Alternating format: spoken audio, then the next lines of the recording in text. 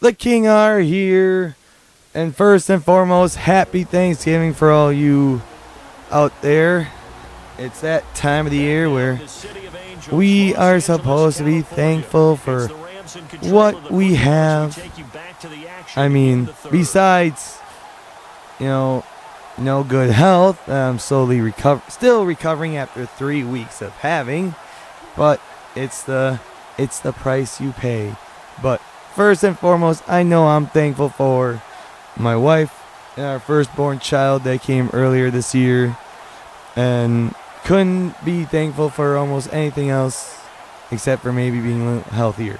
But anyways, we are back, and Madden. You had a winning streak going, and now you're back to that losing streak. You won 4 in a row. Correctly guessed 4 in a row. And ever since the Buffalo New England game, you've lost 2 in a row. You got that wrong. You thought Buffalo would destroy New Orleans, I should say. New Orleans destroyed Buffalo. And then Minnesota versus the Rams. You thought the Rams would destroy Minnesota. Well, the Minnesota destroyed the Rams. And now we got the two teams that you thought were going to win playing each other, because, let's be honest, this is the only good game on the schedule this week, at least on Sunday. I mean, we got 3 games this Thursday for Gobble Gobble, Thanksgiving.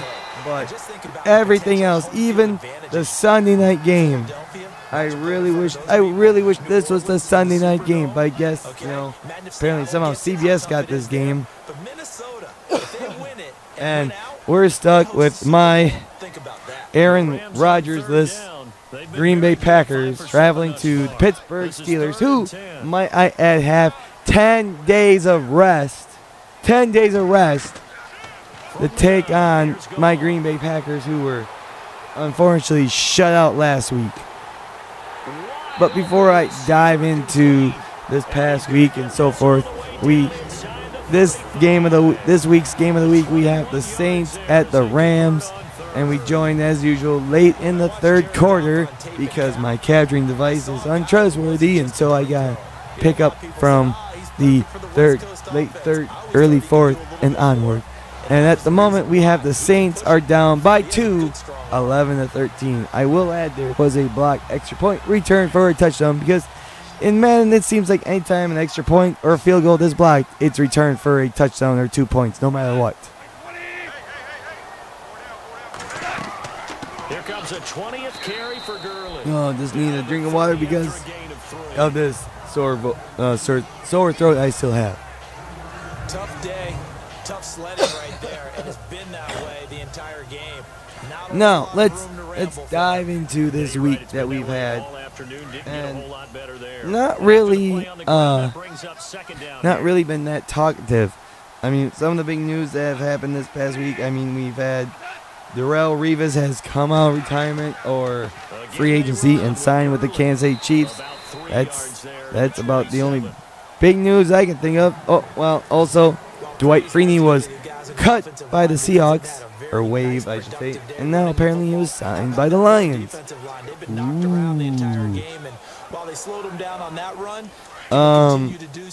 The Cowboys suck now that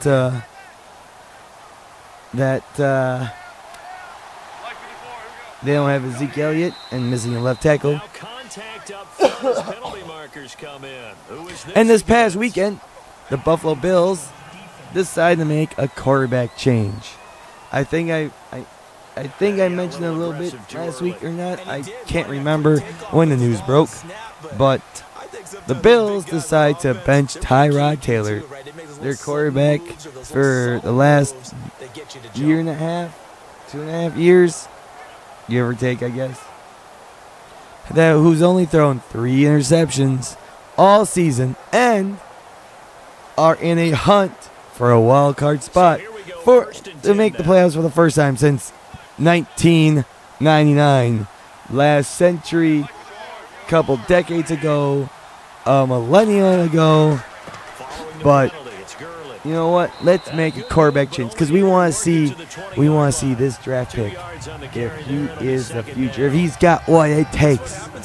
Yeah, we know that we're so close to making the playoffs for the first time in almost 20 years, 18 years. We're the only team in the NFL right now that hasn't made the playoffs since.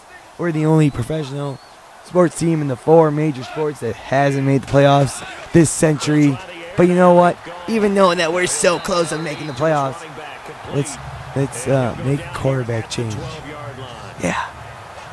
To Norman Peterson. Come on, Norman. We're taking on the best worst team in the AFC for sure. The team formerly known as the San Diego Chargers, the Los Angeles Chargers. Come on, let's see what you got. Well, after 30 minutes of play, Norman Peterson, 0 touchdowns, 5 interceptions. And what's that? Tyrod Taylor. Oh, you've been keeping that bench nice and warm for all your teammates. What? You're coming in? They're benching Peterson to put in Tyrod Taylor, who's only thrown 3 interceptions all year. Are you sure?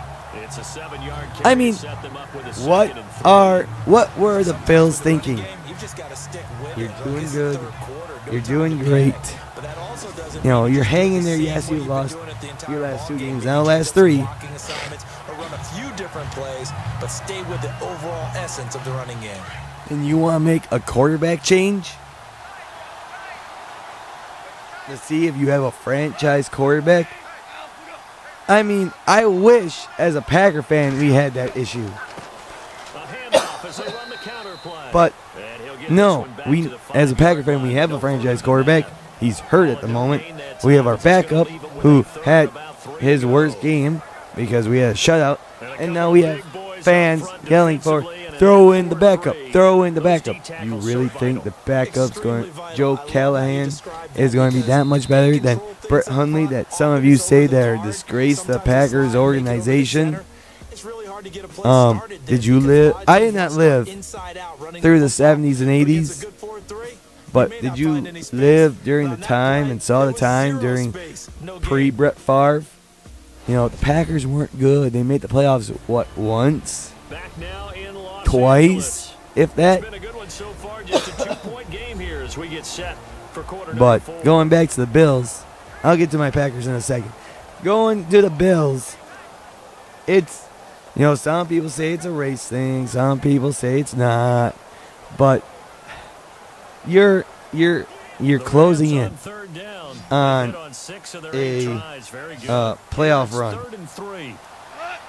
and you decide to make a quarterback change because obviously you don't like Tyrod Taylor. Obviously, it's written all over the board. You've lost your last 3 games, and you look at your next 2 at Kansas City. Well, that's a loss. You're hosting New England. That's most likely a loss. But then, you know, Indianapolis, Miami, at New England again, at Miami. Well, you know, to be honest, you should have beat the Jets on Thursday night. You should have beat the Chargers because they're the best worst team. But you're not going to beat the Chiefs. You might beat New England home, maybe, just because you're the home team. You should be able to beat Indianapolis. You should beat Miami. You're not going to beat New England at New England. And you should meet Miami again. So that's 1, 2, 3 more games you're going to win. And you're going to lose 1, 2, 3 more. Because let's just be honest, you're going to lose to New England. And you're what, 5-5 right now? You're going to finish 8-8.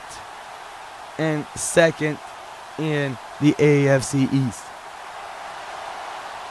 I mean, okay, maybe those last 2 games, but if you were 2-7, 3-7, fine, make a quarterback change. But you were still in the hunt. Now you're really not anymore.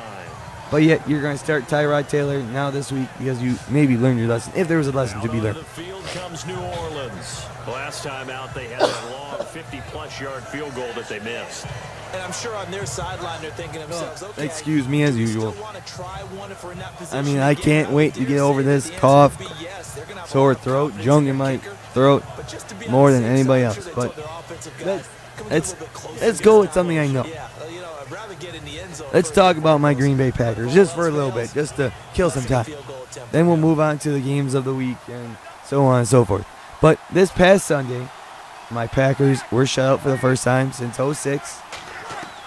And they had a promising opening drive, marched down the field, but Brett Hundley threw an interception in the end zone and never was the same again. The defense, for once, played good, but the offense just Hundley, he was throwing the ball left and right, but then was hanging on to the ball left and right.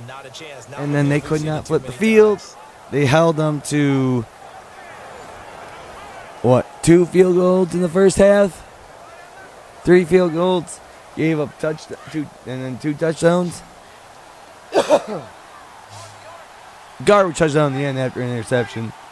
Deep in their own territory. And, they were shut out. And I felt it was a lack of a running game that forced Hundley to hang on to the ball, throw the ball more often, so on and so forth. But it's like, Green Bay sucks without Aaron Rodgers. Let's be honest. The truth is finally being exposed. But is anyone going to be held responsible for that? No, because they're going to use the scapegoat of, Aaron Rodgers got hurt. Well, just because Rodgers gets hurt doesn't mean he doesn't play defense. Yes, sometimes he plays running back, but he's not the team. He's not all around. He doesn't do everything. He might boost spirits, but he is not everyone. So it is just what's going to happen. I mean, they have a game coming up in a few weeks, in 2 weeks, where they head to Cleveland to play the Browns. They're 5-5. I really hope they can at least win 3 more games. I mean, they play at Pittsburgh Sunday night, which no one expects them to win. I expect Pittsburgh to blow them out, score like 50 points, and Green Bay to somehow lose -2. And at some point, maybe late in the second half, they make a quarterback change just to see what happens, because that's the time you make a quarterback change, is when you're losing a game and you have nothing else to lose, not when you have a chance to make the playoffs. And at this point, the Packers have nothing to lose. I mean, they know they'll get Rodgers next year. How healthy, fragile will he be? Who knows? Will they make change on defense? Will they make change in the backfield? Who knows? But, I mean, what sounded like this offseason was a big acquisition. This turned into a big joke because he didn't want to play for the Packers anymore because they lost Aaron Rodgers. And that was Martellus Bennett. And I hope he retires. I hope he just not something bad, because that's not being thankful. But, he's just a big crybaby, and he wants what he wants. And now he's playing for New England and has a good shot of winning another ring. It's a necessary first step. But you could really use a stop the defensively. Packers have 6 games left. They're at Pittsburgh. They host Tampa Bay. They're at Cleveland. They're at Carolina. They host Minnesota. And they're at Detroit. And in all honesty, hey, if a miracle happens, they can finish 11-5 and maybe make the playoffs. But that ain't happening. I just want them to win 3 of those games. And looking at those 3 games, I mean, Tampa Bay's winnable. Cleveland's winnable. Pittsburgh, at Pittsburgh, no. At Carolina, no. Hosting Minnesota, maybe. Because it's at Lambeau. But that hasn't proven anything. They've lost 3 straight at Lambeau. At Detroit, season finale, Maybe. It depends if Detroit's Detroit. And so on and so forth. I mean, I will say I'm thankful that my Packers swept the Chicago Bears, took a 2-game lead in the overall series, and that it will be at least a full year, half a year, whatever, that they hang on to that. Excuse me. Now we got to make sure we find the rest of our team. So, I'm thankful about that. Well, let's tune back into the game real quick, and New England has a chance. God, I don't know why I keep saying New England. New Orleans just goes up by 1 point, 21-20, with 11:46. I think that's 11. 10:46. I can't tell from here, to be all honest, but it is what it is, I guess. And another big news that came out this week were the semifinalists for the 2018 Pro Football Hall of Fame. Now, remember, it's not the NFL Hall of Fame. It's the Pro Football Hall of Fame. Totally different.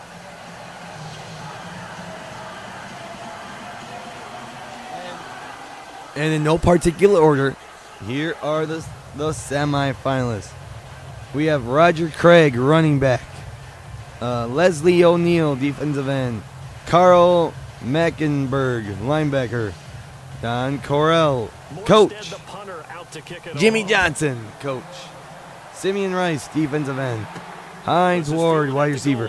Leroy Butler, safety for the Green Bay Packers. Which, I'm hoping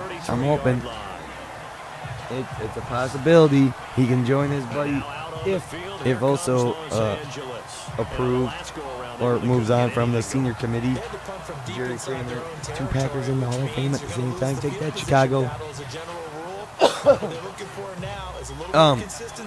Rondé Barber, Isaac Bruce, Torrey Holt, Richard Seymour, Kevin Maui, center/guard. Another offensive lineman. But Jerry Kramer's still not in. What a joke. Everson Wall, Brian Urlacher, Edgerrin James, Joey Jacoby, defensive tackle, okay. Steve Atwater, Brian Dawkinson. Oh, okay. Brian Dawkins, Ty Law, Alan Fensa, another guard. Ray the Murderer Lewis. No, well, he hasn't been proven. Tony Baselli, John Lynch, Terrell Owens, Steve Hutchinson, and Randy Moss. You know, a lot of names I've recognized, like Moss, Lewis, Leroy Butler, Rondé Barber, Brian Urlacher, this and that. And it's always a head scratcher. You know, who's a Hall of Famer, who's not. Do I think Brian Urlacher's a Hall of Famer? I mean, he didn't play in a he did play in a Super Bowl and this and that, but like, this is when you really have to digest individually. Football is always the hardest sport to determine who's a Hall of Famer because you have 11 positions. Well, 13 positions. Kickers and punters do count. They finally got a punter in the Hall of Fame. But you quarterback, running back, wide receiver, coaches,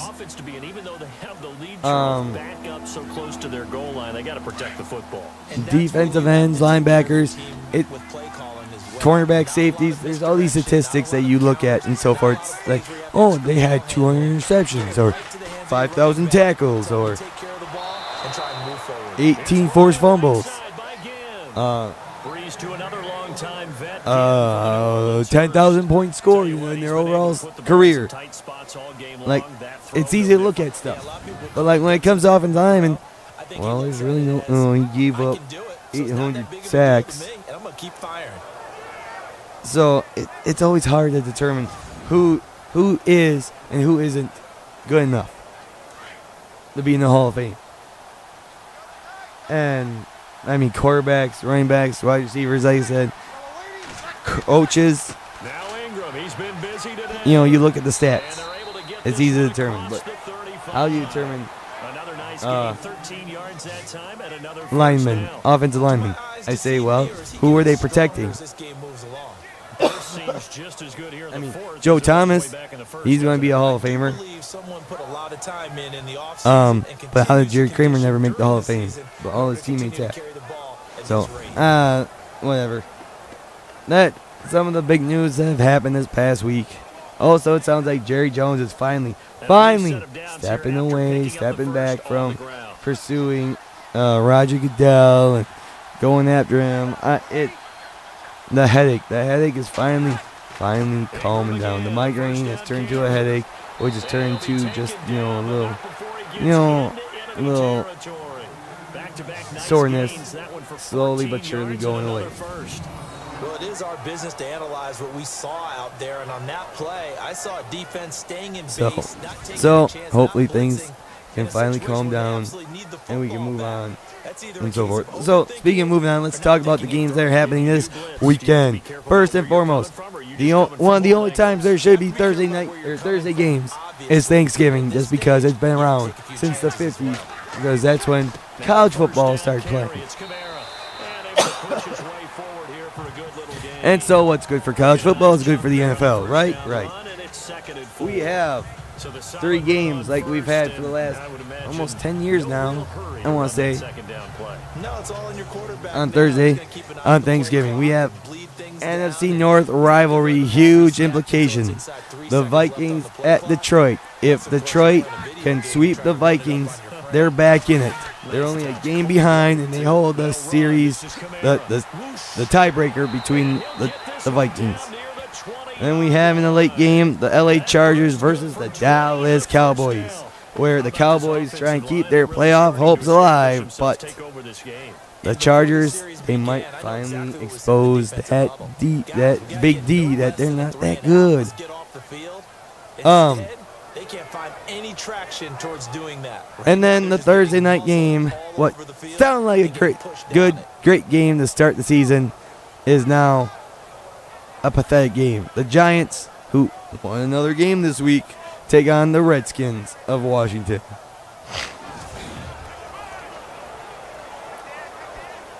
We move on to the Sunday games. We got Tampa Bay at Atlanta, Cleveland at Cincinnati for the Battle of Ohio, Tennessee at Indianapolis, Buffalo at Kansas City, Miami at New England, Carolina at the New York Jets, Chicago versus Philadelphia, Seattle at San Francisco, Denver at Oakland, New Orleans versus the LA Rams in the game of the week, Jacksonville versus Arizona, and Sunday Night Football, the Green Bay Packers versus the Pittsburgh Steelers, which, if they had Aaron Rodgers, would have been a thriller, but might have still been a barn burner for the Pittsburgh, depending on how Green Bay's defense will be. And on Monday night, the Houston Texans versus the Baltimore Ravens, who knows in that game. So really starting on Thanksgiving, there's only one good game, which could turn into 2, depending on how that Thursday night game turns into. Giants, Redskins, NFC East rivals going at it. I mean, when it's a rivalry game, anything goes. But Minnesota, Detroit wins, they're back in it. If Minnesota would have lost this past Sunday and Detroit won, and they would have won again, they would have been tied at 7-4. Yes, 7-4. And wide open. But even if Detroit wins, it's still wide open. Looking at both teams' schedules,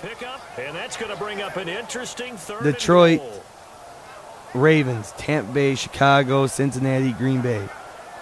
All 5 of those games are winnable. Minnesota, on the other hand, they play at Atlanta, at Carolina, Cincinnati, at Green Bay, Chicago. Their next 2 games after this one, they could stumble. So if Detroit can win and Minnesota loses their next 2 but wins out, and Detroit wins out, Detroit wins the division for the first time since 1990. And the first time and for the first time for the NFC North since the North was created in 2002. So it's going to come down. Both these teams could still make the playoffs, but it depends on who wins the division. And it would have been so great if they would have played each other the final game of the season, but they don't. Well, what's this? New Orleans is trying a field goal with 4 minutes and change counting. They go up by 4. But on Sunday, the only good game is this one. Everything else is I mean, he's now hit 5 of them in this game. If Green Bay can't score on Baltimore at home, how are they supposed to score on the road in Pittsburgh? But yet, maybe just doubting so much in my beloved Green Bay Packers. They'll rise from the ashes and pull one out. Because Pittsburgh's known for that choke game, but usually on the road. But they did lose to Jacksonville at home at noon, but this is Sunday night. But we all know no one's going to be watching anyways. But, first and foremost, my guaranteed pick will be Pittsburgh over Green Bay. Let me check this. Oh, what's this? Well, the Rams just threw the ball away. It's 4th and 17. They have 3 timeouts left, and there's 2:53 left. So it's wise for them to punt. Well, they're on their own 23. Who knows? We'll find out in a little bit, I guess. Guarantee Pitt over GB. And my upset pick of the week. That's a toughie. Well, there's San Francisco, Seattle. Seattle. Oh, I'll be so happy if they don't make the playoffs. Russell Wilson lost for the first time on Monday Night Football. They had an 11-game winning streak going into Monday Night Football, and they finally lost to the Falcons. Blair Walsh missed a game-tying field goal. Plus, just before the end of the first half, Pete Carroll decided, hey, let's do a fake. And be like, well, if the one guy did his block, it would have been perfect. Well, yeah, that's usually how it goes. Upset. Wow, Jacksonville has only lost 3 games. I was going to ask if maybe let's go with, you know what? Since they almost got upset by Jacksonville, let's go with Cleveland over Cincinnati. Cleveland over Cincy. I forget how I did last week. I know Jacksonville won, and my upset pick, Cincinnati did win. So I was 2-1. I've gone 0-3. I haven't gone 3-0 at all this year. Maybe this is the week. Maybe. We'll find out. Well, we're at 2-man warning. And so it's Saints football as you get your reset. What down is it? I forget what down it is. Look to try and finish this one off.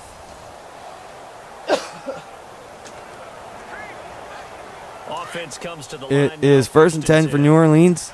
At 2.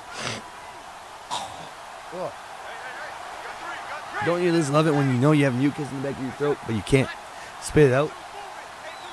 Well, I just love that feeling. Anyways, on 1st and 10. Oh, got first down. Timeout. Rams used what? Was that their first timeout? Yes, that was their first timeout. So it's going to be 1st and 10 again.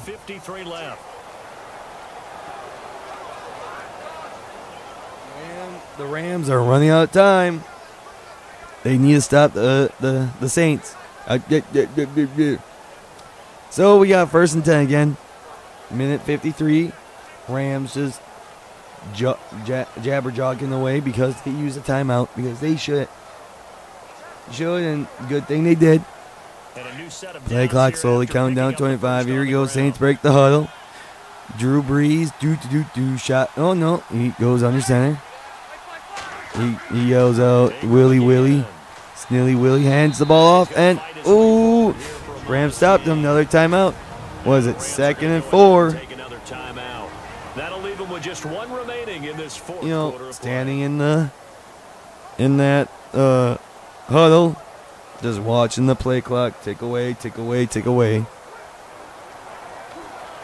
Saints, Rams with one timeout. Saints trying to, get this game done over with. Head back to New Orleans and, party like it's 2009. The last time they had a defense and a running game. 4 yards remaining now on 2nd down. And it's a surprising where the Saints came out of nowhere to some degree. So here we go, 2nd and 4. Drew Brees takes it. Oh, play action. He's going to throw it. Plenty of time in that pocket. No pressure at all. And hits his receiver. That's going to do it. That's going to do it. Rams use their last timeout. Saints under center. Take a knee. And the clock will slowly wind away. 10, 9, 8. And there you go. Madden. We'll see. You picked the Saints.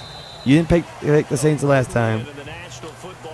Yeah, was it Sean McDermott? Hey, Rams are stumbling a little bit, opening up the door for Seattle. I mean, I think if anyone needs this game more, it's the Rams. The Rams need this game more than the Saints do. The Saints have won 8 in a row. They're looking for 9. If the Saints can finish the season at 14-2, I will be impressed. But if they stumbled in the playoffs, who knows? So there's your final, 24-20. The Saints get the W, win 9 in a row, according to Madden. They'll get their 9th win in a row. And let's not forget to be thankful for what we have and maybe make lives a little better for those who aren't. So, until next week, enjoy some turkey, enjoy some football, get some rest, and if you're a shopaholic, I guess go out and do some shopping. So until next time, see ya.